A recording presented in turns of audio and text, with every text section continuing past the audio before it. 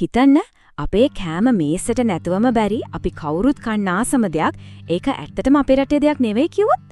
ඔව් මම මේ කතා කරන්නේ අර්තාපල් ගැන. හැම කරියකටම හැම දෙයකටම එකතු වෙන මේ අල ඇත්තටම අපේ රටට ආපු අමුත්තෙක්. ඉතින් අපි මේ විග්‍රහයෙන් බලමු ඈත දකුණු ඇමරිකාවේ ඉඳලා ඇවිත් අපේ රටේ ප්‍රධානම ආහාරයක් බවට පත් වුණු අර්තාපල් වල ඊ පුදුම කතාව ගැන. ඉතින් ප්‍රශ්නේ මේකයි කොහොමද දකුණු ඇමරිකාවේ ඉදන් ආපු මේ අලගෙඩිය ශ්‍රී ලංකාවේ සිසිල් කඳුකරේ මේතරම් ජනප්‍රිය මේතරම් ආදරණීය භෝගයක් බවට පත් උනේ? හරි.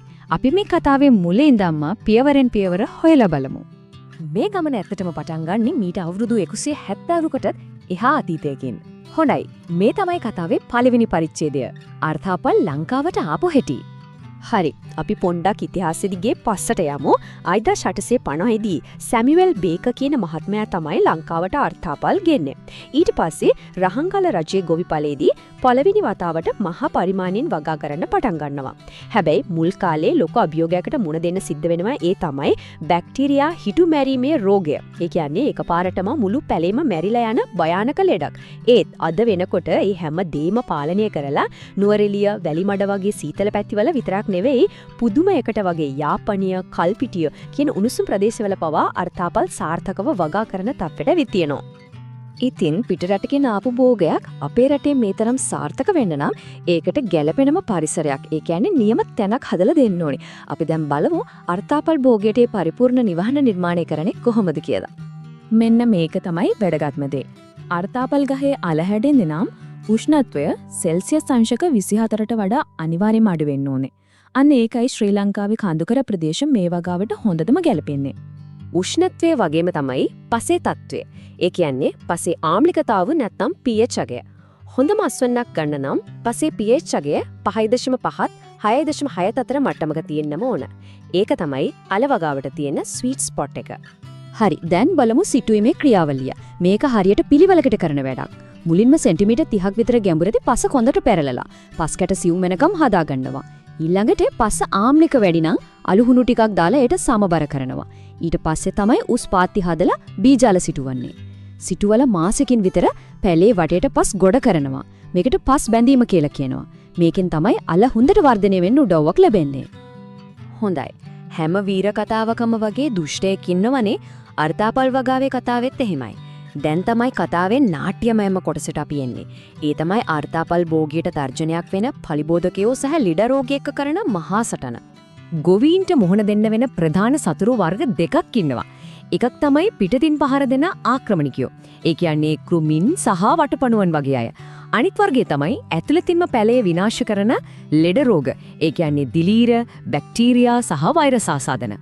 මෙන්න එන ප්‍රධානම අපරාධකාරී පත්‍ර කනින්න.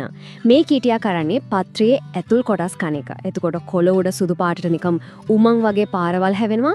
මේකෙන් පැලේට කෑම හදාගන්න එක. ඒ කියන්නේ ප්‍රභා සංශ්ලේෂණය අඩාල වෙනවා, පැලේ දුර්වල වෙනවා. ඒ වගේම වෙන ලෙඩ රෝග ඇතුල් වෙන දොරක් කැරලා දෙනවා. ඊළඟට ඉන්නවා ඇසට පේන්නේ නැති හැංගිලා ඉන්න භයානක සතුරෙක්. ඒ තමයි රන්වන් කෝෂ්ඨ වටපණුවා. මේක ඇසට නොපෙනෙන තරම් කුඩා පණුරෙක්. රටට ආනයනය කරපෝ බීජ අලහරහා ඇතුල් වෙලා ශාකයේ මුල් වලට පහර දෙනවා. ප්‍රතිඵලය පත්‍ර කහපාට වෙනවා, පැලේ හැදෙන්නේ නැහැ, අන්තිමට අස්වෙන්න විශාල විදියට අඩු වෙලා යනවා. ඉතින් මේ වගේ බලවත් සතුරුන් ඉස්සරහා ගොවීන් අසරණ වෙනවද? නෑ, කොහෙත්ම නෑ. මේ සටනේදී ඔවුන් පාවිච්චි කරන්නේ හරිම බුද්ධිමත් අවිආයුධ. අපි දැන් බලමු තමන්ගේ වගාව බේරගන්න ඔවුන් යොදන ඒ උපක්‍රම මොනවද කියලා. පළවෙනි ආරක්ෂක පියවර කවදාවත් රසායනික ද්‍රව්‍ය නෙවෙයි. ගොවීන් යොදාගන්නේ ඒකාබද්ධ පලිබෝධ කළමනාකරණය කියන ස්මාර්ට් ක්‍රමය. ඒ කියන්නේ නිතරම වගාව ගැන ඇහැක් ගහගෙන ඉන්නවා. පත්‍ර කනින්නන්ව කන ඩිග්ලයිෆස් ඉසියා වගේ මිත්‍ර කෘමීන්ව උදව්වට ගන්නවා. මැස්සන් අල්ලන්න කහ පාට ඇලෙන උගුල් පාවිච්චි කරනවා. ගැඹුරට සීසෑමෙන් පස්සේ ඉන්න පලිබෝධකයන්ව කුරුල්ලන්ට කැමට නිරාවරණය කරනවා. ඒ වගේම භෝග මාරු කරලා පලිබෝධ ජීවන චක්‍රය සම්පූර්ණයෙන්ම කඩලා දානවා. පැලේට පෝෂණය දෙන විටත් නිකම් පොහොර දැමීමක් නෙවෙයි, ඒක විද්‍යාත්මක ක්‍රියාවලියක්. පැලේ විවිධ වර්ධනාවදිවලදී යූරියා, ට්‍රිපල් සුපර් ෆොස්ෆේට් සහ මියුරේට් ඔෆ් පොටෑෂ් වගේ පොහොර වර්ග හරියටම කිරලා මැනලා යොදනවා. මේක හරියට නුවරඑළියටම විශේෂිත වෙච්ච නියම වට්ටෝරුවක් වගේ. ඉතින් මේ හැම අභියෝගයක්ම ජයගත්තට පස්සේ ගොවියාගේ මහන්සිය ප්‍රතිඵල නෙලා ගන්න කාලේ එනවා. අර්ථාපල්ගහි ජීවන චක්‍රයේ අවසාන ජයග්‍රාහී යදියරට. ඒ කියන්නේ සරුසාර අස්වෙන්න නෙලන මොහොතට අපි දැන් ඇවිත් ඉන්නේ. හැබැයි අස්වනු නෙලන්න කලිනුත් තව එක වැදගත් පියවරක් තියෙනවා. අස්වන්න නෙලන්න සති 2කට විතර කලින් පැලෑටියේ කඳන් කපලා දානවා. මේකෙන් වෙන්නේ පොළව යට තියෙන අල හොඳට මෝරලා පොත්ත ශක්තිමත් වෙන එක. එතකොට තමයි ඒව ගබඩා කරන්නත් ප්‍රවාහණය කරන්නත් සුදුසු වෙන්නේ. හොඳයි. සාර්ථක වගා කන්නේක අවසාන ප්‍රතිඵලය ඇත්තටම පුදුම හිතෙන තරම්. ගොවියාගේ නොනවතින මහන්සියේ සහ නිවැරදි කළමනාකරණයේ ප්‍රතිඵලයක් විදිහට එක හෙක්ටයාරයකින් අර්ථාපල් ටොන් 20ක් 25ක් අතර අස්වැන්නක් ලබා ගන්න පුරුවන් වෙනවා. ඉතින් දේශගුණය දවසින් දවස වෙනස් වෙද්දී සහ අලුත් අභියෝග මතුවෙද්දී අපේ රටට මේ තරම් අත්‍යවශ්‍ය භෝගයක් වෙන ආර්ථබලවල අනාගතය ආරක්ෂා කරගන්න මොන වගේ අලුත් දේවල් මොන වගේ නව්‍යකරණයන් අවශ්‍ය වෙයිද? ඒක ඇත්තදම අපි හැමෝම එකට හිතන්න ඕන ප්‍රශ්නයක්.